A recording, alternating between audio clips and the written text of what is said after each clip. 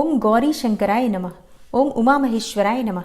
जय माता रानी। दोस्तों, आपके अपने चैनल धर्म साधना में आपका बहुत बहुत स्वागत है।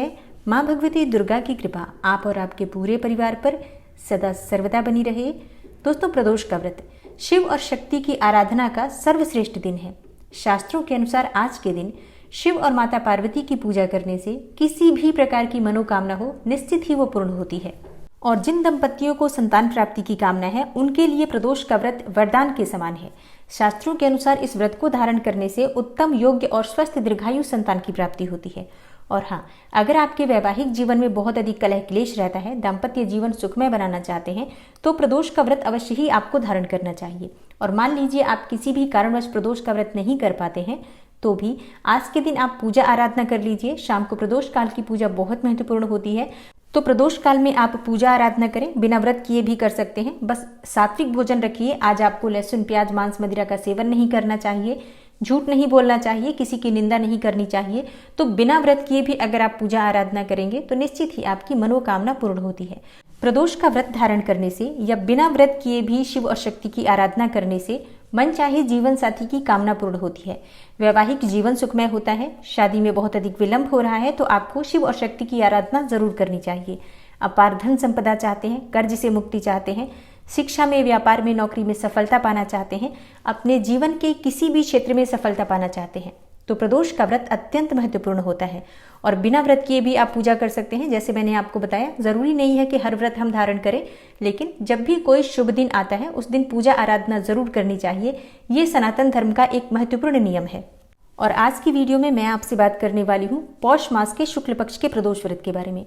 पौष मास के शुक्ल पक्ष की त्रयोदशी तिथि कब प्रारंभ होगी, कब समाप्त होगी, और प्रदोष का व्रत हमें कब धारण करना है, प्रदोष काल की पूजा का शुभ मुहूर्त क्या होगा, इसके अलावा व्रत के नियम क्या होते हैं, पूजा विधि क्या होती है, और कब हमें पारण करना चाहिए, व्रत कब खोलना चाहिए, कौन से विशेष उपाय करने चाहिए, और कौन सी वो वस्तुएं हैं जो भगवान भोलेनाथ को हम अर्पित करते हैं, तो निश्चित ही हमारी मनोकामना पूर्ण होती है और व्रत का संपूर्ण फल भी हमें प्राप्त होता है। तो आज की वीडियो बहुत महत्वपूर्ण है, पूरा जरूर देखिए। और अगर आपको आज की वीडियो अच्छी लगे तो इसे लाइक भी जरूर कीजिए, शेयर भी जरूर कीजिए फैमिली फ्रेंड्स के साथ। और चैनल पर पहली बार आए हैं और अगर अभी तक आपने चैनल को सब्सक्राइब नहीं किया है तो आज की वीडियो अगर आपको अच्छी लगे तो चैनल को सब्सक्राइब जरूर कर लीजिए और बेल बटन को भी प्रेस कर लीजिए। तो इससे ये होगा कि इस चैनल पर जो नई वीडियो अपलोड होंगी उनकी नोटिफिकेशन आपको सही समय पर प्राप्त होगी। दोस्तों, बात करें प्रदोष व्रत के नियम और पूजा विधि के बारे में, तो जैसा कि हम सभी जानते हैं, कोई भी व्रत जब हम करते हैं तो एक दिन पहले से ही शुद्धता का ध्यान अवश्य रखना चाहिए। जैसे कि आप द्वादशी तिथि को लहसुन, प्याज इत्यादि ना खाएं, मांस मदिरा का सेवन ना करें, शुद्धता से, सात्विकता से रहें। और अगले दिन आपको प्रदोष का व्रत धारण करना है तो प्रातःकाल जल्दी उठेंगे। प्रयास करना चाहिए कि ब्रह्म मुहूर्त में उठ जाएं, लेकिन अगर आप इतनी सुबह नहीं उठ पाते हैं तो सूर्योदय से पहले जरूर उठ जाइए। और हाँ, सूर्योदय से पहले आपके घर की झाड़ू लग जानी चाहिए और इसके साथ ही स्नान आपका सूर्योदय से पहले हो जाना चाहिए। इतना प्रयास जरूर कीजिए जब आप कोई भी व्रत करते हैं तो। और हाँ, इसके बाद उगते हुए सूर्य को देखकर आप जल अर्पित कीजिए। अब बहुत से भक्तों के प्रश्न आ रहे हैं कि सर्दियों में भगवान सूर्यदेव दिखाई ही नहीं देते हैं, हम जल कैसे दें। देखिए, दिखाई नहीं देते हैं, पर ये तो हमें पता है कि भगवान सूर्यदेव उदय हो चुके हैं, क्योंकि सुबह हो चुकी है, तो उनका ध्यान करके हम जल दे सकते हैं।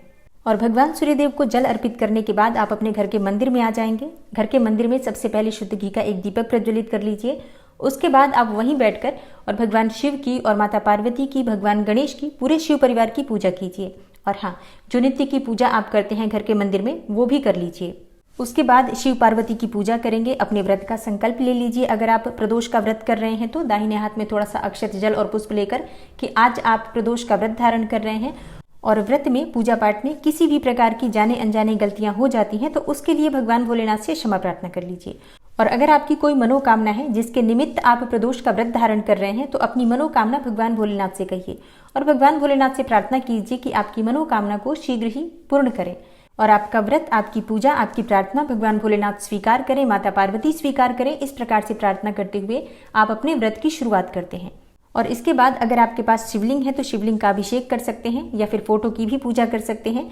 पंचोपचार विधि से या षोडशोपचार विधि से, जैसी भी सुविधा आपके पास उपलब्ध हो, धूप, दीप, नैवेद्य, अक्षत, पुष्प, भांग, धतूरा, बिल्वपत्र इत्यादि जो भी वस्तुएं आपके पास उपलब्ध हो उन्हें भगवान भोलेनाथ को अर्पित करके और पूजा पूर्ण करने के बाद उनकी आरती कीजिए। और हाँ, भोग अवश्य लगाइए, क्योंकि कई भक्तों के प्रश्न आते हैं कि क्या दोनों समय हमें भोग लगाना चाहिए। तो देखिए, जब हम पूजा करते हैं किसी भी देवी देवता की और किसी भी समय, तो थोड़ा सा भोग अवश्य लगाना चाहिए। जरूरी नहीं है कि आप बहुत सारी वस्तुओं का भोग लगाएंगे। आपके पास जो भी चीजें उपलब्ध हो, मिश्री, बतासा, फल, मिठाई, जो भी आपके पास उपलब्ध हो, थोड़ा सा भोग अवश्य लगा दीजिए।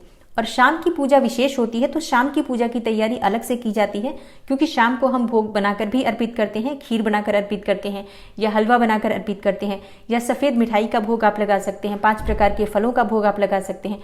तो शाम की जो विशेष पूजा होती है उसकी तैयारी आपकी अलग होती है।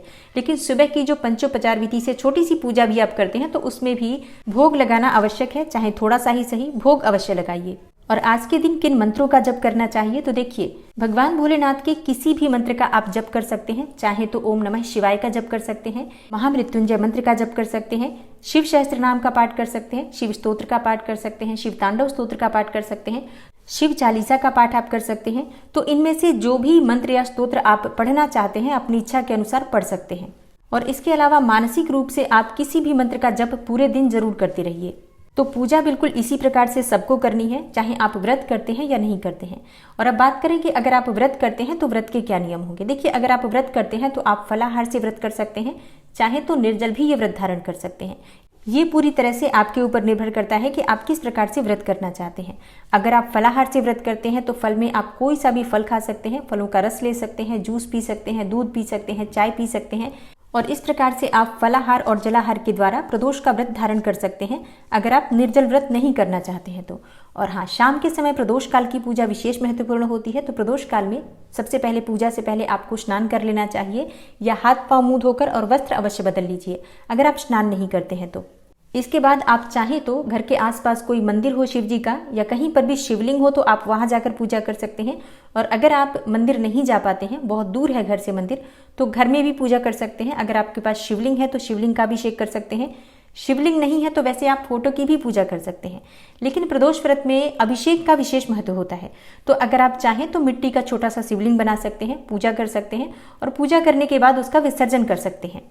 वैसे बहुत अच्छा होगा कि आप आसपास के किसी मंदिर में जाकर पूजा करें।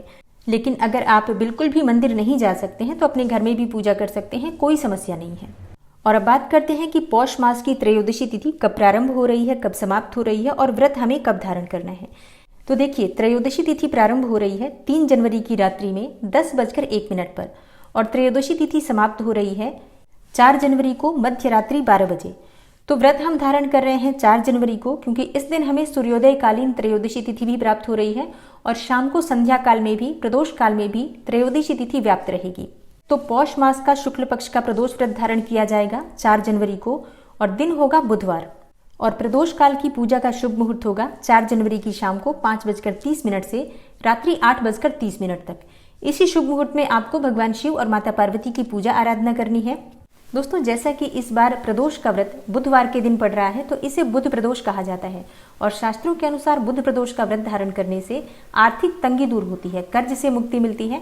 और हाँ, अगर आपको शिक्षा में सफलता चाहिए, व्यापार में सफलता चाहिए, ज्ञान और बुद्धि की कामना है, तो बहुत ही श्रेष्ठ माना जाता है बुध प्रदोष का व्रत। और बुध प्रदोष के दिन भगवान शिव के साथ भगवान गणपति की विशेष आराधना की जाती है। आज के दिन भगवान गणेश को और भगवान शिव को अगर आप सफेद आंकड़े के पुष्प अर्पित करते हैं, तो आपके मन की चाहे कोई भी कामना हो, निश्चित ही वो पूर्ण होती है। तो देख लीजिए, आसपास कहीं भी सफेद आंकड़े के पुष्प अगर आपको मिल जाते हैं तो उपलब्ध करके रखिए। उस दिन आप भगवान शिव को जरूर अर्पित कीजिए, और भगवान गणपति को भी।